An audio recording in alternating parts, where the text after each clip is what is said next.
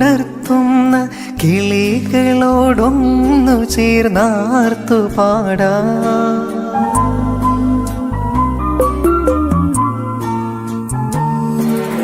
പുലരിയിൽ ഭൂപാളം പാടിയുണർത്തുന്ന കിളികളോടൊന്നു ചേർന്നാർത്തു പാടാം.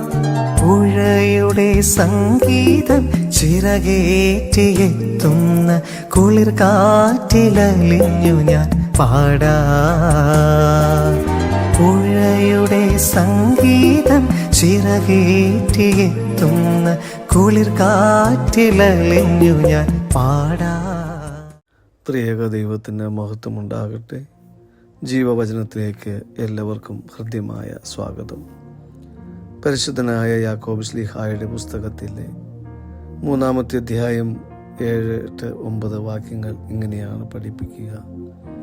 മൃഗങ്ങൾ, പക്ഷികൾ, കടലിലെയും കരയിലെയും ഇഴജന്തുക്കൾ എന്നിവയുടെ പ്രകൃതികളെല്ലാം മനുഷ്യപ്രകൃതിക്ക് കീഴ്പ്പെടുന്നു. എന്നാൽ നാവിനെ അടക്കുവാൻ ആർക്കും കഴിയുകയില്ല. അത് അടങ്ങാത്തവണ്ണം തിന്മയുള്ളതും മരണവിഷം നിറഞ്ഞതുമാകുന്നു. ആ നാവ് കൊണ്ട് നാം കർത്താവും പിതാവുമായവനെ സ്തുതിക്കുന്നു. അതേ നാവ് കൊണ്ട് തന്നെ ദൈവത്തിൻ്റെ സദൃശ്യത്തിൽ സൃഷ്ടിക്കപ്പെട്ടിരിക്കുന്ന മനുഷ്യരെ നാം ശപിക്കുകയും ചെയ്യുന്നു. ദൈവത്താൽ അനുഗ്രഹിക്കപ്പെട്ടവരെ, തിരുവചനം നമ്മെ ഓർമ്മിപ്പിക്കുന്നു, നാവ് അതിശക്തമായ ഒരു ശരീര അവയവമാണ്. മനുഷ്യന് മുമ്പിൽ മൃഗങ്ങളും പക്ഷികളും കടലിലെയും കരയിലെയും ഇഴജന്തുക്കളും ഒക്കെ കീഴ്പ്പെടുമ്പോഴും അവൻ തൻ്റെ തന്നെ നാവിന് മുമ്പിൽ അവൻ പരാജയപ്പെടുന്നതായി തിരുവചനം ഓർമ്മിപ്പിക്കുകയാണ്. അതേ നാവ് കൊണ്ട് തന്നെ ദൈവത്തെ സ്തുതിക്കുകയും മനുഷ്യനെ ശപിക്കുകയും മനുഷ്യനെ ഇല്ലായ്മയിലേക്ക് തള്ളിവിടുവാൻ തക്കവണ്ണം വാക്കുകളെ ഉച്ചരിക്കുകയും ചെയ്യുന്നു എന്ന് തിരുവചനം നമുക്ക് ഒരു വാണിംഗ് തരികയാണ്. ഡേവിഡ് എന്ന് പറയുന്ന ഒരു മനുഷ്യൻ ഒരു ദേശത്ത് ജീവിച്ചിരുന്നു. അവൻ തൻ്റെ വാക്കുകളെ അതിശക്തമായി ഉപയോഗിക്കുവാൻ വളരെയധികം പ്രായോഗിക തലത്തിൽ പ്രാവീണ്യം നേടിയവനായിരുന്നു. അവൻ തൻ്റെ വാക്കുകൾ പലപ്പോഴും അതിശീഘ്രം ഉപയോഗിക്കുകയും അത് അനേകർക്ക് ഹൃദയത്തിൽ മുറിവുണ്ടാകുവാനായിട്ട് ഇടവരികയും ചെയ്തിട്ടുണ്ട്. തൻ്റെ പരിഹാസ ചുവയുള്ള സംസാരത്തിലൂടെ അനേകം ആളുകൾ വേദന കൊണ്ട് പൊളയുകയും ആശയുടെ കയത്തിലേക്ക് തള്ളപ്പെടുകയും ചെയ്തിട്ടുണ്ട്. മിരിയം എന്ന് പറയുന്ന പെൺകുട്ടിയും ഈ ഡേവിഡിൻ്റെ അയൽക്കാരിൽ ഒരുവളുമായിരുന്നു. മാത്രമല്ല, ഡേവിഡിൻ്റെ വാക്ശരങ്ങൾക്കും പരിഹാസത്തിനും അപവാദങ്ങൾക്കും ഇയാളായവളായിരുന്നു. അവളെക്കുറിച്ച് ഡേവിഡ് അപവാദം പറഞ്ഞ് പരത്തിയപ്പോൾ ദേശത്തുള്ളവരെല്ലാവരും അവളെ പുച്ഛത്തോടെ അവജ്ഞയോടെ കാണുവാനും അവളെ സമീപിക്കുവാനും ഇടയായി. അവളുടെ ചെവിയിൽ തന്നെക്കുറിച്ച് നാട്ടുകാർ പറയുന്നതെല്ലാം കേട്ടപ്പോൾ അവൾക്ക് വളരെയധികം മാനസിക ദുഃഖമുണ്ടായി. അവൾ കരഞ്ഞുകൊണ്ട് തൻ്റെ വേദനയെല്ലാം ഉള്ളിലൊതുക്കി നടന്നു. അവൾ വേദനിക്കുന്നുവെന്ന് ഡേവിഡിന് മനസ്സിലായപ്പോൾ ഡേവിഡ് ദേവാലയത്തിൽ ചെന്ന് തൻ്റെ സുവിശേഷകനോട് കാര്യമെല്ലാം പറഞ്ഞു. ഞാൻ തമാശയായി പറഞ്ഞതാണ്, അവളെ വേദനിപ്പിക്കുവാൻ പറഞ്ഞതല്ല എന്ന് പറഞ്ഞു.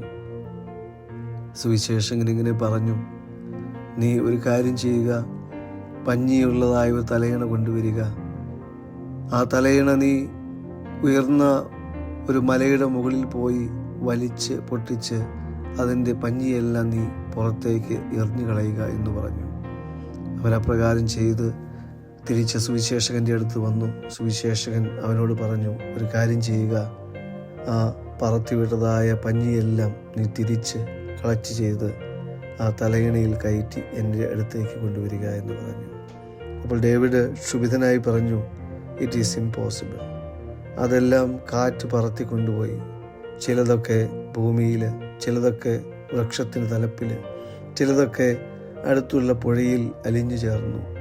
അങ്ങനെ നാനാ സ്ഥലങ്ങളിലേക്ക് അത് പറന്ന് അത് ഇല്ലായ്മയിലാകുകയോ അല്ലെങ്കിൽ കയ്യെത്താവുന്ന ദൂരത്താവുകയോ ചെയ്യപ്പെട്ടിരിക്കുന്നു. അതുകൊണ്ട് അത് സാധ്യമല്ലെന്ന് പറഞ്ഞു. സുവിശേഷകൻ ഇങ്ങനെ പറഞ്ഞു, നീ ഉച്ചരിക്കുന്ന ഓരോ വാക്കുകളും ഇപ്രകാരമാണ്. അത് എവിടെയെങ്കിലുമൊക്കെ തറയ്ക്കപ്പെട്ടേക്കാം, ഒരുപക്ഷെ ഭൂമിയിലാകാം, മണ്ണിലാകാം, ഒരുപക്ഷെ വൃക്ഷത്തലപ്പിലാകാം. ചെന്ന് ചേരുന്ന സ്ഥലത്ത് നിന്ന് തിരികെ അത് എടുക്കുവാൻ നമുക്ക് സാധിക്കുകയില്ല. അതുകൊണ്ട് നമ്മൾ ഉപയോഗിക്കുന്ന വാക്കുകൾ ശ്രദ്ധാപൂർവം നമ്മൾ ഉപയോഗിക്കണം. ആരുടെയും ജീവിതത്തിൽ മുറിവുണ്ടാകുവാൻ തങ്ങളുടെ വാക്കുകൾ ഉപയോഗിക്കുവാൻ ഇടവരരുത് എന്ന് അദ്ദേഹം ഓർമ്മിപ്പിച്ച് അവനെ യാത്രയാക്കി. ശുദ്ധഗ്രന്ഥം ആകെ നാം പരിശോധിക്കുമ്പോൾ ദൈവം തൊട്ടനുഗ്രഹിച്ച ഒരേ ഒരു അവയവം എന്ന് പറയുന്നത് അത് നാവാണ്. യിരെമ്യാവിനെ തൊട്ട് അവൻ്റെ നാവിനെ അനുഗ്രഹിച്ചു. യെശയ്യാവിനെ കൊടിൽ കൊണ്ട് അവൻ്റെ നാവിൽ തീക്കട്ട വെച്ച് അനുഗ്രഹിച്ചു. യഹസ്കേലിനോടും അപ്രകാരം ചെയ്തു. നാവ് വിശുദ്ധിയുള്ള ഒരു അവയവമായി തീരുവാൻ, ദൈവത്തിൻ്റെ സ്പർശനം ഉണ്ടാകുവാൻ തക്കവണ്ണം നമുക്കതിനെ ഏറ്റവും വിശുദ്ധിയോടെ ഉപയോഗിക്കുവാൻ സാധിക്കട്ടെ. പറയുന്നതിന് മുമ്പ് ഒന്ന് ആലോചിക്കുവാൻ. അത് ആരുടെയെങ്കിലും ഹൃദയത്തെ മുറിപ്പെടുത്തുവാൻ ഇടവരുന്നുണ്ടോ? ആർക്കെങ്കിലും എൻ്റെ വചനം മൂലം വേദന ഉണ്ടാകുന്നുവെങ്കിൽ ഞാനത് പറയേണ്ടതില്ല എന്ന തീരുമാനമെടുക്കുവാൻ ഈ നാളുകൾ നമുക്ക് സാധിക്കണം. കർത്താവ് ഓർമ്മിപ്പിച്ചതുപോലെ ഒരേ നാവ് കൊണ്ട് ദൈവത്തിന് സ്തുതിയും ശാപവും മനുഷ്യർക്ക് ശാപവുമായി തീരുന്നതിനെ ഉച്ചരിക്കുവാൻ ഇടവരാതെ നമുക്ക് നല്ലത് സംസാരിക്കുവാൻ, നല്ലത് പറയുവാൻ, നല്ലത് മറ്റുള്ളവർക്ക് പറഞ്ഞു കൊടുക്കുവാൻ നമ്മുടെ യാത്രകളെ ഉപയോഗിക്കാം. ദൈവത്തിന് സ്തുതികൾ ഉച്ചരിക്കുവാൻ, ദൈവത്തിന് മഹത്വം കരയറ്റുവാൻ എൻ്റെ നാവ് എപ്പോഴും ഉയർന്നിരിക്കട്ടെ. അതിന് ദൈവം നമ്മെ സഹായിക്കട്ടെ എന്ന് പ്രാർത്ഥിക്കുന്നു, ആശംസിക്കുന്നു. ദൈവം നമ്മെ അനുഗ്രഹിക്കട്ടെ.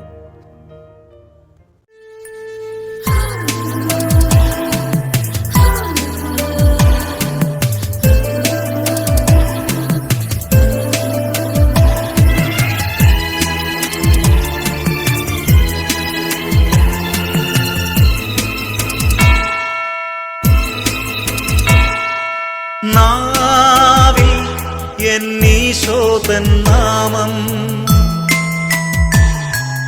കാതിൽ എന്നീശോതൻ നാദം,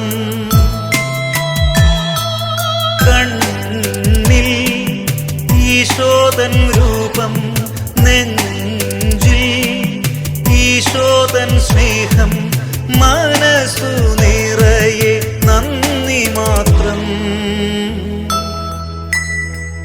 നാവിൽ എന്നീശോതൻ നാമം, കാതിൽ എന്നീശോതൻ നാദം,